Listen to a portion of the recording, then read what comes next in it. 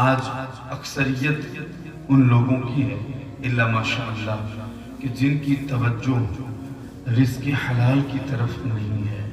بہت کم آپ کو ایسے نظر آئیں گے جو اس حوالے سے کوشش کر رہے ہیں کہ انہیں جو کچھ بھی ملے وہ حلال ہو اور وہ رزق حلال ہی اپنے پیٹ میں خود بھی ڈالے اور اپنے بچوں کو اور گھر والوں کو بھی رزق حلال کھلانے کی کوشش کی۔ امام غزالی رحمت اللہ تعالی علیہ تو فرماتے ہیں ایک ہی حلال کا لقمہ اس کی حیثیت ایسی ہے جیسے کسی عمارت کی بنیاد، کہ جب بنیاد موجود ہو اور مضبوط ہو تو پھر وہ عمارت بھی قائم رہتی ہے، اور اگر بنیاد مضبوط نہ ہو، کمزور ہو، وہ عمارت بہت جلد گرنے لگتی ہے۔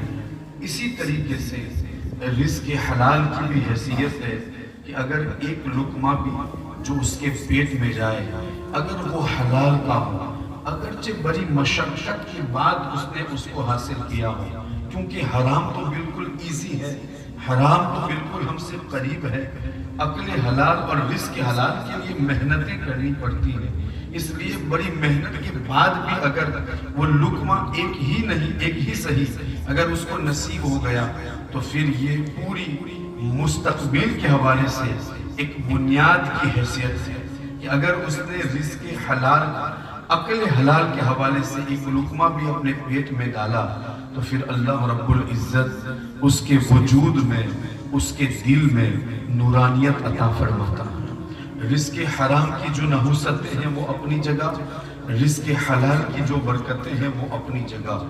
آج میں نے اس مجلس میں اس عنوان کا انتخاب اس لیے کیا ہے کہ آج اکثروں کی یہ شکایت ہوتی ہے کہ ہمارے بچوں کی صحیح تربیت نہیں ہو پاتی۔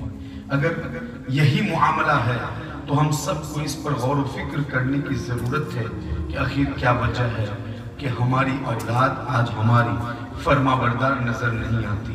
سب ایسی نہیں ہے الا ماشاء اللہ، بہت سارے ایسے بھی ہیں جو اپنے ماں باپ کا، بڑوں کا کہنا مانتے بھی ہیں، لیکن میں نے جہاں جہاں دیکھا وہ یہی شکایت کرتے ہیں، تو میں نے یہ مناسب سمجھا اپنے آپ سمیت میں کچھ لوگوں کو یہ نصیحت کرتا چلا تاکہ اللہ رب العزت ہمارے مستقبل کو بھی سنوار دے اور ہمارے آنے والے بچوں کے مستقبل کو بھی سنوار دے۔ اور جب اس پر نظر ڈالی تو جہاں بہت ساری ایسے امور ہیں کہ جن کے حوالے سے بتایا جاتا ہے کہ اس کا اثر بچوں کی صالحیت، بچوں کے تابع اور فرما بردار ہونے، بچوں کے تقوی و پرہیزگاری کے حوالے سے اگر ہے تو اس میں سے جو بنیادی وجہ ہے وہ رزق حلال ہے۔ اگر ہم چاہتے ہیں کہ ہمارے بچوں کی صحیح تربیت ہو، ہم سب کو بھی رزق حلال کھانا ہوگا، ہمیں اپنے بچوں کو رزق حلال کھلانا ہوگا، ورنہ آج آپ دیکھیں دنیا میں یہی ہو رہا ہے، کہیں سے بھی مل جائے چاہے کیسا بھی کیوں نہ ہو۔ میرے مصطفیٰ کریم نے یہی بات بہت پہلے ارشاد فرمائی تھی، یأتی علی الناس زمان لا یبالی المرء ما اخذ منہ امن الحلال ام من الحرام۔ میرے مصطفیٰ کریم فرماتے ہیں کہ میرے امت پر ایک زمانہ ایسا بھی آنے والا ہے کہ وہ بالکل لاپرواہ ہوگی، انہیں اس کی کوئی پرواہ نہ ہوگی، وہ جو کچھ حاصل کریں گے کہ یہ حلال بھی ہے یا حرام ہے، جہاں سے جو کچھ ملے گا وہ لے لیں گے اور پھر وہ اس کو کھانے کی کوشش کریں گے۔ لیکن قوم کو یہ نہیں معلوم کہ اگر رزق حرام ہمارے پیٹ میں جاتا ہے تو اس سے ایک نہیں نہ جانے کتنے نقصانات ہوتے ہیں، اور اس کی وجہ سے سب سے بڑی جو خرابی لازم آتی ہے وہ یہ کہ خود ہماری بھی آخرت بگڑتی ہے، دنیا بگڑتی ہے، ساتھ ہی ساتھ ہماری آنے والی نسلوں کی بھی دنیا خراب ہوتی ہے اور آخرت خراب ہوتی ہے۔ آپ دیکھیں جب بندہ رزق حلال کھاتا ہے، عقل حلال کرتا ہے تو پھر اللہ رب العزت اس کو عبادتوں میں خشوع اور خضوع عطا فرماتا ہے۔ جب بندہ رزق حلال کا التزام کرتا ہے تو اللہ رب العزت اس کے دل کی سیاہی کو مٹا دیتا ہے۔ جب بندہ رزق حلال کا التزام کرتا ہے تو اللہ رب العزت اپنے نور سے اس کے دل کے نور کو منور فرماتا ہے۔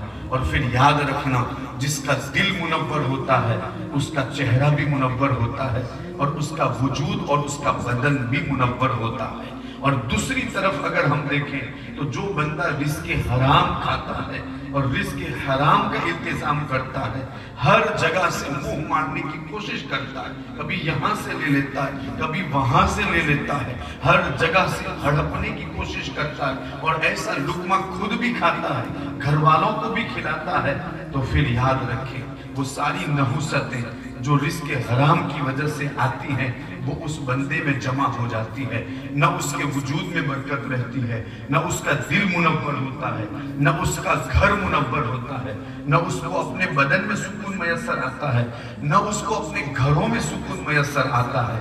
کیوں؟ یہ رزق حرام ہے ہی ایسی چیز۔ اسی لیے تو صرف قوم ہی نہیں بلکہ اس قوم کے سرداروں جن کو نبی اور رسول کہا جاتا ہے، اللہ رب العزت نے انہیں بھی قرآن میں یہ ارشاد فرمایا، یا ایھا الرسول کلوا من الطیبات، تم ہمیشہ پاکیزہ رزق کھاؤ، کبھی حرام کی طرف نہ جانا۔ حالانکہ انبیاء کرام تو معصوم ہوتے ہیں، لیکن ان کو اگر یہ بات کہی جائے تو پھر ہم سب کو یہ سمجھ لینا چاہیے کہ ہمیں اس میں کتنا محتاط رہنے کی ضرورت ہے۔ آج ہم اپنی زندگی کا جائزہ لیں، ہم اپنے معاشرہ اور اپنی سوسائٹی کا جائزہ لیں کہ ہمارا حال کیا ہے اور ہم کس طریقے کا رزق حاصل کرنے کی کوشش کرتے ہیں۔ اگر رزق حلال ہے اور عقل حلال کا انتظام کرتے ہیں تو ہمارے لیے نور علی نور، اس کی وجہ سے صرف برکتیں ہوں گی، اور اس کی وجہ سے ہمارے بچوں کو صحیح تربیت بھی نصیب ہوگی، اس کی وجہ سے ہمارے بچے تابع اور فرما بردار بھی ہوں گے، اس کی وجہ سے ہمارے بچے ہماری آنکھوں کی ٹھنڈک بھی ہوں گے، ہمارے دلوں کے لیے باعث سرور بھی ہوں گے۔ لیکن اگر ہم رزق حرام، کبھی اگر بہنوں کے حقوق مارنے ہوئے تو مار دیے، بھائیوں کے حقوق مارنے ہوئے تو مار دیے، اپنوں کے حقوق مارنے ہوئے تو مار دیے، اور ان کے حقوق بھی ہم نے غصب کر لیے اور کھا لیے، کبھی سود کی طرف چلے گئے، کیونکہ سود آج کے دور میں سب سے آسان ہے، نام بدل کر سود کا جو نام دیا جاتا ہے اور اس کو کھایا جاتا ہے، جس کی وجہ سے ہماری سوسائٹیوں میں، ہمارے سماج میں، ہمارے گھروں میں، بلکہ ہمارے دلوں میں، ہمارے وجود میں وہ نحوست پیدا ہو جاتی ہے کہ اللہ اکبر، بندہ نہ دنیا کا رہتا ہے نہ آخرت کا رہتا ہے۔ آج ہر ایک کے لیے ضروری ہے وہ تھوڑا کھائے لیکن اچھا کھائے، وہ تھوڑا کھائے، وہ ایک ہی نوالا کھائے لیکن وہ رزق حلال کھائے، عقل حلال کا اہتمام کریں، عقل حلال کا انتظام کریں، چاہے وہ مرد حضرات ہوں چاہے وہ خواتین ہوں۔ اور یاد رکھنا مرد کے رزق حلال کے انتظام کے حوالے سے خواتین کا بہت بڑا رول ہوتا ہے اور ان کا بھی بہت بڑا ہاتھ ہوتا ہے۔ اگر وہ اس میں چست ہو تو پھر اس کا شوہر کبھی بھی رزق حرام کی طرف نہیں جا سکتا۔ اس طرف میں جانے کی کوشش کروں گا کہ وہ کیسے ہوتا ہے۔ نبی کریم صلی اللہ تعالیٰ علیہ وسلم نے بہت پہلے رزق حلال کی برکتوں کے حوالے سے اور رزق حرام کی نحوستوں کے حوالے سے ارشاد فرمایا۔ میں رزق حرام کی نحوست کے بارے میں حضور کا وہ فرمان سناؤں جو میرے مصطفیٰ کریم نے حضرت ابو ہریرہ کے ذریعے ہم تک پہنچایا ہے۔ حضرت ابو ہریرہ اس کے راوی ہیں۔ آپ کہتے ہیں کہ نبی کریم صلی اللہ تعالیٰ علیہ وسلم ایک مرتبہ ہمارے درمیان گفتگو فرما رہے تھے اور بہترین باتیں ارشاد فرما رہے تھے۔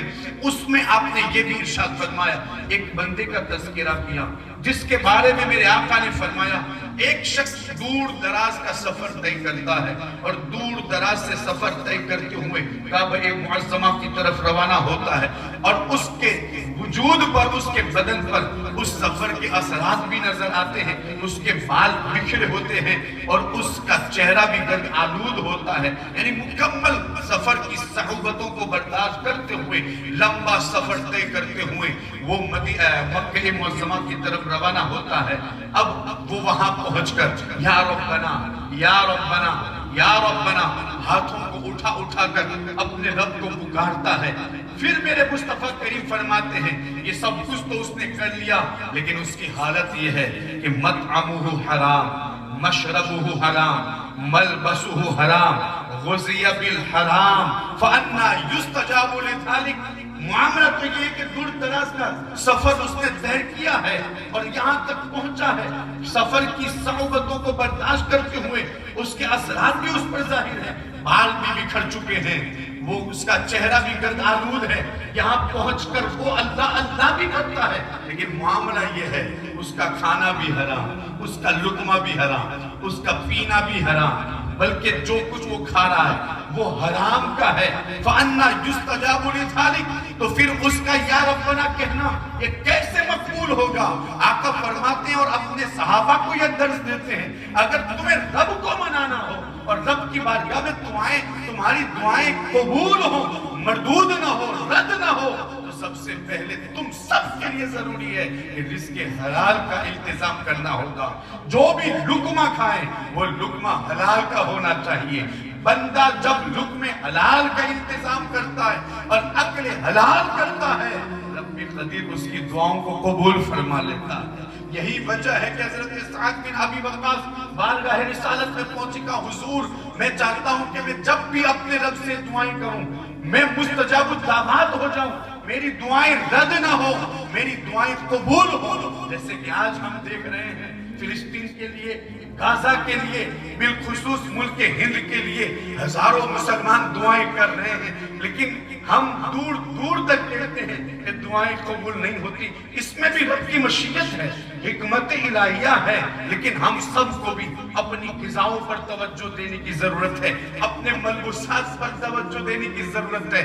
جہاں آئے ہم منہ مارنے کی کوشش کرتے ہیں اس سے بچنے کی ضرورت ہے، اور مہنگا لباس اور زرق برق لباس پہننے کی خاطر جو رزق ہم کما رہے ہیں چاہے وہ حرام کا ہی کیوں نہ ہو، اگر ہم اس لیے کما رہے ہیں کہ اپنے وجود کو زرق برق لباس سے سجانے کی کوشش کریں تو پھر اس پر توجہ دینے کی ضرورت ہے۔ اگر معاملہ یہ ہے تو پھر پورے ایک میدان میں دنیا کے لوگ جمع کیوں نہ ہو جائیں، ان کی دعائیں قبول نہ ہوگی، اس لیے کہ دعا کی قبولیت کا دار و مدار رب نے رکھا ہے اور اپنے حبیب کی زبانی ہم تک پہنچایا ہے۔ وہ عقل حلال کا التزام ہے، وہ رزق حلال ہے کہ جب بندہ رزق حلال کھا کر اپنے رب سے دعا کرتا ہے اللہ اسے قبول فرما لیتا ہے۔ حضرت سعد بن ابی وقاص کہتے ہیں یا رسول اللہ وہ کیا چیز ہے جس کی وجہ سے میں مستجاب الدعوات بن جاؤں؟ میرے مصطفیٰ کریم نے کیا کہا؟ نمازی بن جاؤ، قرآن لے کر بیٹھ جاؤ؟ نہیں، میرے مصطفیٰ کریم نے جو بنیادی بات بتائی وہ یہ ہے کہ تم رزق حلال کا انتظام کرو، اللہ تعالیٰ تمہیں مستجاب الدعوات بنا دے گا۔ یہاں تک کہ ایک روایت میں منقول ہے کہ جب حجاج بن یوسف جب وہ اس کو تہہ کیا گیا اور جب اس کے ہاتھ میں خلافت پہنچی اور دوڑ پہنچی اور جب وہ حکومت کرنے لگا تو اس وقت ایک جماعت تھی کوفہ کی سرزمین پر جن کو مستجاب الدعوات کی جماعت کہا جاتا تھا۔ اس نے دیکھا کہ یہاں پر کوئی ظالم ٹکتا نہیں ہے، آج بھی روایت موجود ہے، منقول ہے، میں نے آج ہی اس کا مطالعہ کیا، بتایا جاتا ہے کہ جو بھی حاکم آتا ظالم ہوتا اس کے لیے وہ دعا کرتے اللہ تعالیٰ اس کی حکومت بدل دیتا۔ جب حجاج آیا تو اس نے سب سے پہلے ان کا دعوت کا اہتمام کیا، جب وہ دعوت کھا چکے تو اس نے کہا اب ٹھیک ہے، اب میری حکومت قائم رہے گی، اس لیے کہ جو مستجاب الدعوات تھے میں نے انہیں وہ لقمہ کھلا دیا ہے کہ اب ان کی دعا قبول نہ ہوگی۔ یہی وجہ ہے کہ وہ کئی دنوں تک حکومت کرتا رہا، حالانکہ وہ ظالم اور جابر تھا۔ مطلب کیا ہوا اور مطلب کیا نکلا؟ جب بندہ رزق حلال کا انتظام کرتا ہے وہ کہیں پر بھی ہو، چاہے مکہ معظمہ میں ہو، مدینے میں ہو یا کمبولی کی سرزمین پر ہو، چاہے وہ مسجد میں ہو یا گھر کے کسی کونے پر ہو، اگر اپنے رب کی بارگاہ میں ہاتھوں کو اٹھاتا ہے اور اگر اس نے رزق حلال کا انتظام کیا ہے تو پھر کونے میں کھڑے ہو کر بھی اگر کہے اے اللہ میری سن لے تو اللہ کے فرشتے اس کی سن لیتے ہیں اور جو بھی اس کی مراد ہوتے ہیں رب قدیر اس کی پوری فرما دیتا ہے۔ شرط اتنی ہے کہ ہم سب رزق حلال کا التزام کریں، اور رزق حلال کی جو برکتیں وہ اپنی جگہ، لیکن یاروں لوگوں اور خواتین ہم رزق حلال کا التزام اس لیے کریں کہ ہمیں اپنے بچوں کو سنوارنے کی ضرورت ہے۔ آئندہ بھی ہم چاہتے ہیں کہ ہماری نسلیں سنور جائیں، ہماری نسلوں کا مستقبل سنور جائیں، ہم سب کو رزق حلال کا التزام کرنا ہوگا۔ آج معاشرے میں جو حرام لقمے کے حوالے سے جو نام بدل بدل کر لوگ کھا رہے ہیں، अल्लाह अकबर, उससे दूर होने की जरूरत है। लोगों, अपना रिस्क पाकीज़ा करो, मैं भी अपना रिस्क पाकीज़ा करूं, हम सब अपना रिस्क पाकीज़ा करें, इसलिए कि हमारे लिए जरूरी है। इसलिए कि जब बंदा लुक़्मे हराम अपने पेट में डालता है, एक दो दिन नहीं, आका फरमाते हैं 40 दिन तक उसकी ना इबादत कबूल होती है, ना उसकी दुआ कबूल की जाती है, उसकी दुआ भी कबूल नहीं होती। अब सोच रहे होंगे ये तो बहुत पुरानी बात है। पुरानी बात होने के बावजूद भी अगर आज तक हमने अपने जहन में नहीं डाली तो याद रखना ये आज भी हमारे लिए नहीं है, ये आज भी हमारे लिए नहीं है। ये लुक़्मा हराम अगर पेट में डालने से अगर हमारी इबादतें कबूल नहीं होती तो फिर इससे बड़ा मसला और क्या हो सकता है कि बंदा अपने रब की इबादत करे लेकिन उसकी दुआएं कबूल ना हो, उसकी इबादत मकबूल ना हो। हजरत सैयदना सुल्तान मखदूम अशरफ जहांगीर सिमनानी रज़ी अल्लाह तआला अन्हु आप इरशाद फरमाते, जब बंदा रिस्क खाने के लिए बैठे तो खाने के हवाले से 4 बातों का लिहाज रखना उसके लिए जरूरी है। 4 बातें उसके लिए फर्ज है कि वो उस लुक़्मे को अपने पेट में डालने से पहले उन 4 बातों बिलखुसूस बिल इल्तिजाम उसको अंजाम देने की कोशिश करें। वो 4 बातें क्या हैं? जब लुक़्मा खाए तो हलाल का खाए, जब लुक़्मा खाए तो हलाल का खाए, हराम का नहीं। हराम अगर हमको मिल भी जाता है तो उससे दूर रहे। अगर ना खाने की वजह से मर भी जाएंगे तो फिर अल्लाह की बारगाह में तो हम मकबूल ही मकबूल हैं। बात समझ पा रही है? कोशिश ही करें। हाँ, अगर इस्तिरारी हालत हो तो इजाजत है कि अपनी जान हम बचा सकते हैं, जान बचाने की खातिर वो खा लें, लेकिन उससे दूर रहने की कोशिश करें। आज तक मेरे ख्याल से ये हालत हमारी इस जरखेज इलाके में पैदा नहीं हुई है। फलस्तीन में देखा जा रहा है कि लोग एक एक दाने के लिए दौड़ रहे हैं, एक रोटी के टुकड़े के लिए छोटे छोटे बच्चे तड़प रहे हैं। ये तो हकीकत है, ये हकीकत है। पानी के कतरे के लिए तरस रहे हैं। जहां पर हम पेप्सी कोका कोला पी रहे हैं वहां पर वो लोग पानी के कतरे के लिए तरस रहे। आज ये हालत, ये कैफियत वहां पर मौजूद है। अल्लाह ने हमको नवाजा है, गनीमत समझो और उसकी दी हुई नेमत पर अल्लाह का शुक्र अदा करो। और हमेशा कोशिश ये रहे, सुल्तान मखदूम अशरफ जहांगीर सिमनानी कहते हैं, जब लुक़्मा उठाओ ना तो पहली चीज जो उस हवाले से हमें मलहूज रखने की है वो ये कि वो लुक़्मा क्या हो, हलाल। ये 4 बातें हर शख्स को याद रखने की जरूरत है, इसलिए मैं दोहरा रहा हूँ। वो लुक़्मा कैसा हो, हलाल का हो, हराम की आमेजिश उसमें ना हो, बल्कि मुश्तबा भी ना हो, उसमें शक व शुबहा भी ना हो। अगर शक व शुबहा भी हो तो वो छोड़ दो, घास खा लेना, पत्ते खा लेना, लेकिन लुक़्मे हराम न खाना, वो हलाल का होना चाहिए। इसकी बहुत बरकतें हैं। यही तो वो, अब मैं आपके सामने वो कितनी रिवायतें पेश करूं, वक्त चूंकि बहुत कम है। हमारे बुजुर्गाने दिन ने हमेशा इसका इंतजाम किया, हराम से वो बचते हुए नजर आए। दूसरी चीज, जब वो निवाला खाए तो उसका ये अकीदा हो कि खिलाने वाली जात अल्लाह ही की है। ये अकीदा होना उसका जरूरी है। खिलाने वाली जात किसकी है? अल्लाह की है। पहली शर्त क्या है? पहला काम क्या है? वो लुक़्मा हलाल का हो। दूसरा क्या हो?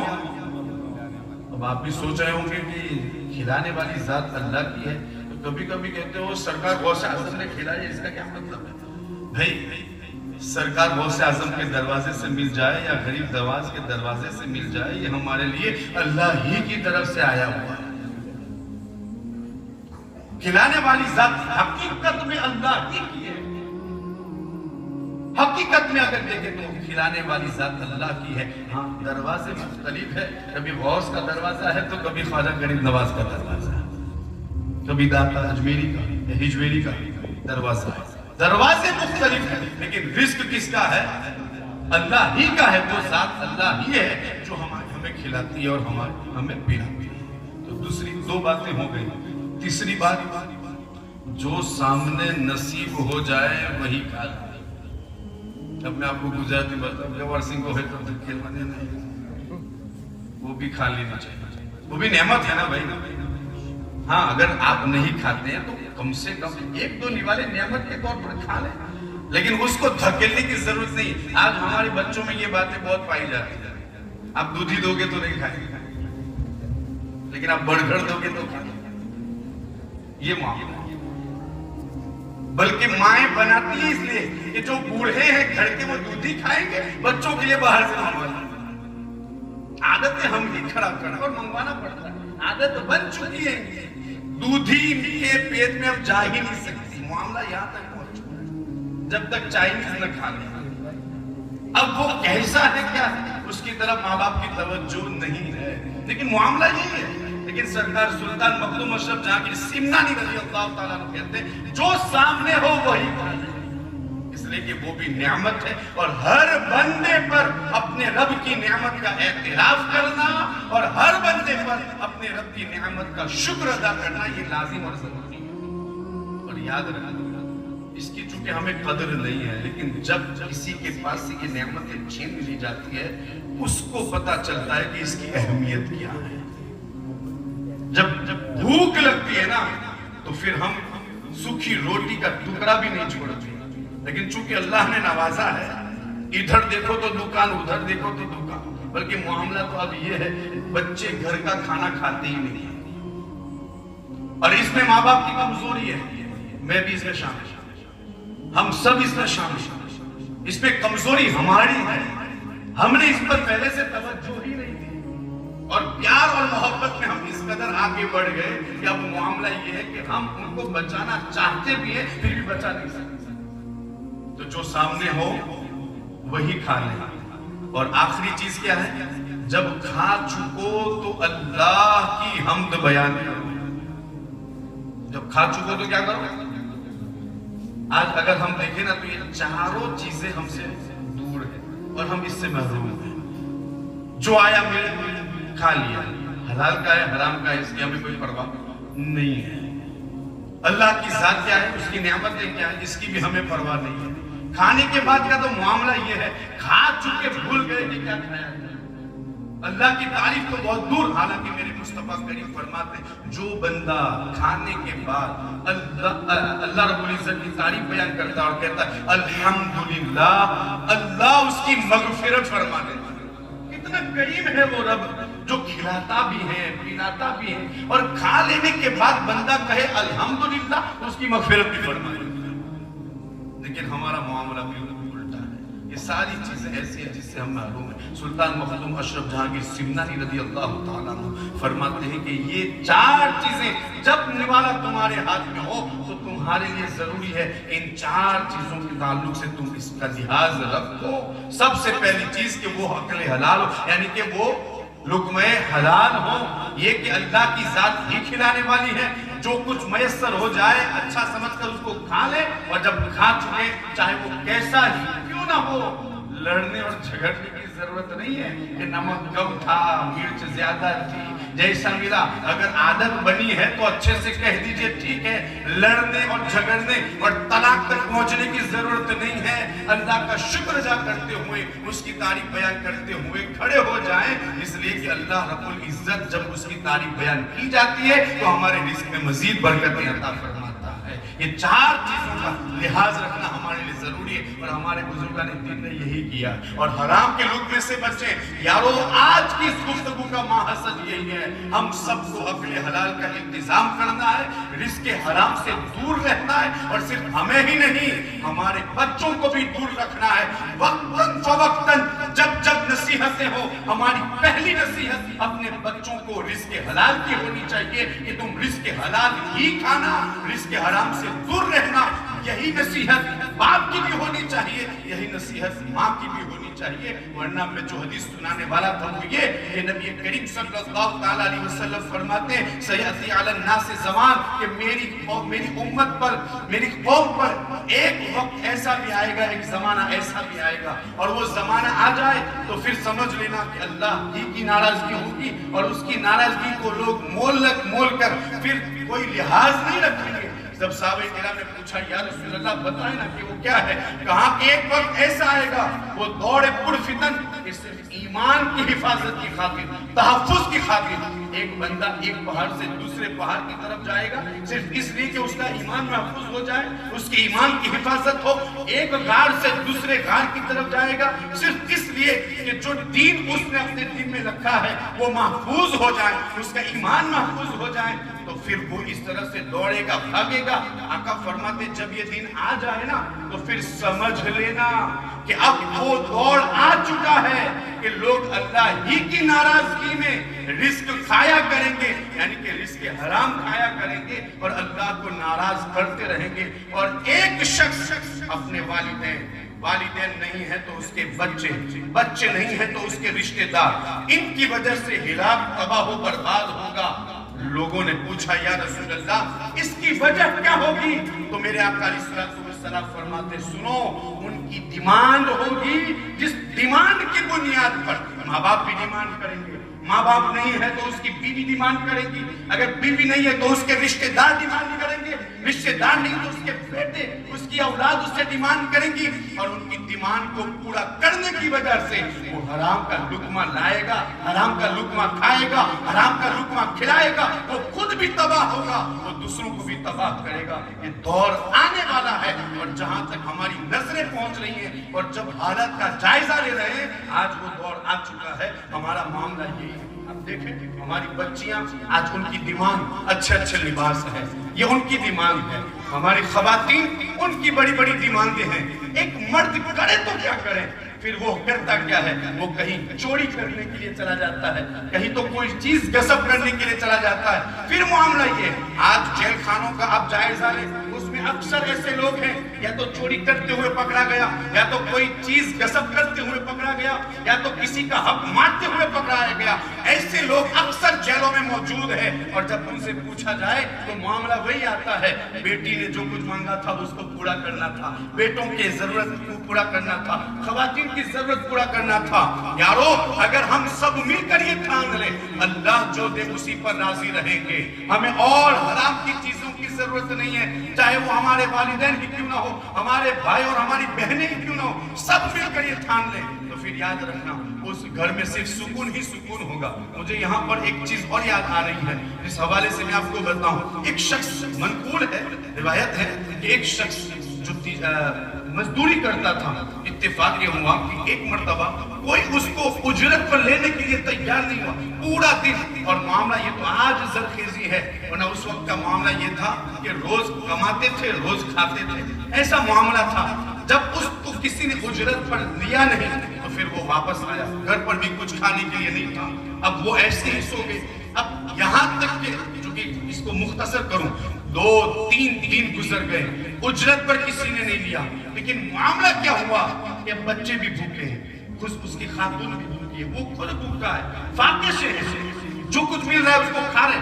लेकिन दूसरी जगह जो गिज़ाएं थी वैसी गिज़ाएं उनके घर में नहीं थी। अब जब चौथा दिन था, वो अपने घर से कदम निकाल रहा था। आप समझ सकते हैं कि जब कोई कमाने के लिए निकले और कुछ न मिल सके तो उसका उठने वाला कदम कितना भारी होता है। घर की तरफ आने वाला कदम कि जब मैं घर जाऊंगा बीवी क्या सोचेगी, औलाद क्या सोचेगी, तो उसका हर उठने वाला कदम एक बोझ होता है, भारीपन महसूस करता है, वो धीरे धीरे आत हो जाता है। फिर जब चौथा दिन था, जब वो निकल रहा था, अब वो खूब इस हालत में गमगीन था कि आज तो मुझे उजरत मिलनी चाहिए, वरना अगर आज भी न मिली तो 4 दिन हो जाएंगे और फिर मैं अपने घर वालों को क्या मुंह दिखाऊंगा। फिर सोचते सोचते दरवाजे से कुछ दूरी गया, उसकी बीवी ने उसको आवाज दी। अब वो वहीं पर रुक गया और सोचने लगा, शायद कि आज ये यही कहेगी कि बहुत हो गया, 3 दिन हो चुके, बहुत हो गया, आज अगर खाली हाथ वापस आए ना तो फिर तुम्हारी खैर नहीं। वो सोच रहा था, लेकिन जब उसने बुलाया तो वापस गया और कहा बताओ क्या बात है। कहा 3 दिन से बगैर उजरत लिए वापस आ रहे हो, आज भी अगर कोई उजरत पर न ले तो फिक्रमंद ना होना, खाली आ जाना, लेकिन हराम का लुकमा अपने लिए और घर वालों के लिए मत लाना। औरत अगर चाहे, बेटियां अगर चाहे, भाई चाहे और अपने चाहे तो हर शख्स रिज़्क़ हलाल खा सकता है अगर उनकी डिमांडें ना हो। इसलिए हुजूर ने फरमाया हमारे डिमांड की वजह से लोग तबाह बर्बाद, हमारी नस्लें तबाह बर्बाद हो रही हैं, इनकी जिंदगियां मुख्तसर हो गई। ہماری حرام کی غذائیں کھلانے کی وجہ سے۔ اس لیے ہم سب کے لیے ضروری ہے، چاہے وہ مرد حضرات ہوں چاہے خواتین ہوں، رزق حلال کا انتظام کریں اور رزق حرام سے بچیں، اس پر عمل کریں جو ابو بکر صدیق نے کیا، جو عمر فاروق نے کیا۔ ابو بکر صدیق نے اپنے غلام کی ایک کمائی کھائی، جب ان کو دودھ دیا گیا اور بعد میں پتا چلا کہ یہ تو پہلے کچھ کہانت کرتا تھا، کل بات نے بتایا تھا، اس کی وجہ سے یہ دودھ ملا، آپ نے الٹی کی۔ یہ روایت تو آپ نے سنی ہوگی نا، ابو بکر صدیق نے الٹی کی اسی وقت، یہ میرے لیے درست نہیں ہے، غذا میرے لیے جائز نہیں ہے، آپ نے الٹی کی تھی۔ الٹی کے اندر مبالغے کا یہ عالم تھا۔ راوی بیان کرتے ہیں کہ ہم دیکھ رہے تھے کہ شاید اسی حالت میں ابو بکر کی جان نہ چلی جائے، نکال کر انگلی ڈال کر اس دودھ کو نکالنے کی کوشش کرتے تھے، یہاں تک کہ یہ معاملہ حضرت مصطفیٰ کریم کی بارگاہ میں پہنچا۔ کہا حضور یہ معاملہ ہوا، میرے مصطفیٰ کریم فرماتے تمہیں پتہ نہیں کہ ابو بکر صدیق کے پیٹ میں صرف رزق حلال ہی جایا کرتا ہے، صرف رزق حلال ہی جایا کرتا ہے۔ حضرت عائشہ صدیقہ رضی اللہ تعالیٰ عنہ فرماتی ہیں آپ افضل عبادت سے منہ موڑ رہے ہیں اور دیگر عبادتوں میں مصروف ہو رہے ہیں۔ کسی نے پوچھا یہ افضل عبادت؟ کہا رزق حلال اور پرہیزگاری۔ رزق حلال، اس پر لمبی گفتگو ہو سکتی ہے، رزق حلال، لیکن آج کی اس گفتگو کا درس یہی ہے، میں ہوں، آپ ہوں، خواتین مرد سب ہمارے اپنے بچے جو کچھ بھی کھائیں رزق حلال کھانے کی کوشش کریں۔ اللہ رب العزت سب سے پہلے مجھے اس پر عمل کی توفیق عطا فرمائے، جن احباب نے سنا انہیں بھی اس پر عمل کی توفیق عطا فرمائے، ہمیشہ رزق حلال کے التزام کی توفیق عطا فرمائے، خود بھی حلال کھانے، بچوں کو اور گھر والوں کو بھی حلال کھلانے کی توفیق عطا فرمائے۔